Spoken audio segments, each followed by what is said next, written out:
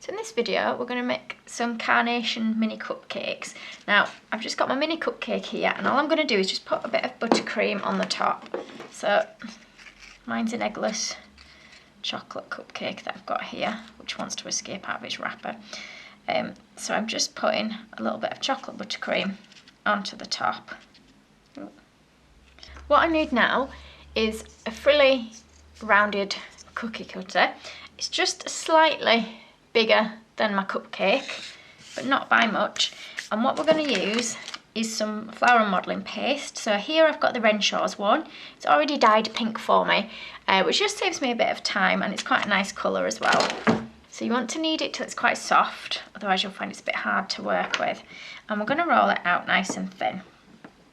So once we've got that thin enough, we're going to use the frilly edge, and we're going to cut out 5 of these. I'm only going to work on one at a time, so I'll put the others in between some plastic. So this is actually a piping bag that I've got here, but you can use little plastic folders. Just keeps them out of the air. And we're going to frill them using a cocktail stick. So we're just going to do it on the hard surface, and I want my cocktail stick to be flat against the work surface. So I'm going to roll it till it starts to frill a little bit on the edges. So you'll see my cocktail stick's not too far over, there's just a little bit of it overlapping onto like the petal. You'll find if you're doing quite a few of these, it will start to hurt your fingers after a while rolling the cocktail stick. There are various other tools that you can use, but I just like to use a cocktail stick, then you don't have to buy anything fancy for it. So I'm just going to put a bit of water into the centre now, and I'm going to fold it in half, and then I'm going to fold it in half again. And I'm going to kind of squash it so it becomes a little bit of a triangle shape. Kind of a triangle, I suppose.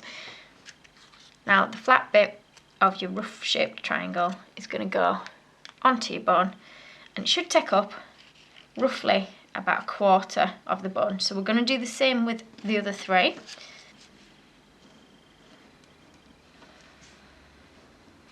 I'm going to put that next to the one we've already put on. Now hopefully your cupcake will stay in its wrapper, unlike mine that wants to just jump out of it.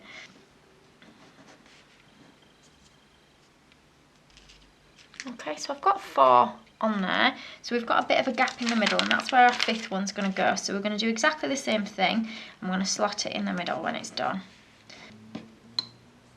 So we're going to put that in the centre, and we're going to scrunch it up, thin it out at the bottom end so that it's going to fit in. I'm going to put a bit of water around there, and we're just going to push it in to the top of our cupcake, and just go around manoeuvring your petals a little bit to make sure that your cupcake underneath is covered. Okay, so I've squashed mine a little bit there. Try not to properly squash them like I have done. Okay, and then if you want to, you can add a bit of colours, or if you like them as they are, you can leave them as they are. Again, it might depend how much time you're wanting to spend on each one.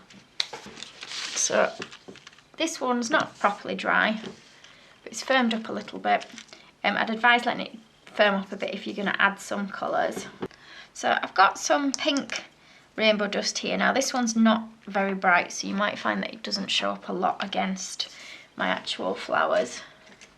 So I'm just going to take a dry brush and dab it in, dabbing off the excess, and I'm just going to brush it onto the very edges of my petals.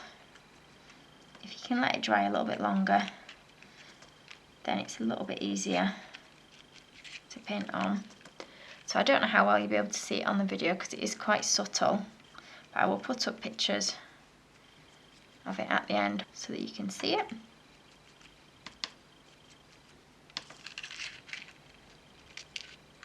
Okay, and that's it. That's how you do your little cupcake. Thank you for watching. If you liked this video and would like to see more, please click on the images of the other videos suggested. Also, please do subscribe to my channel using the button at the bottom right hand corner of the screen. You can also visit my cake website and my Facebook page to see more cakes and ideas.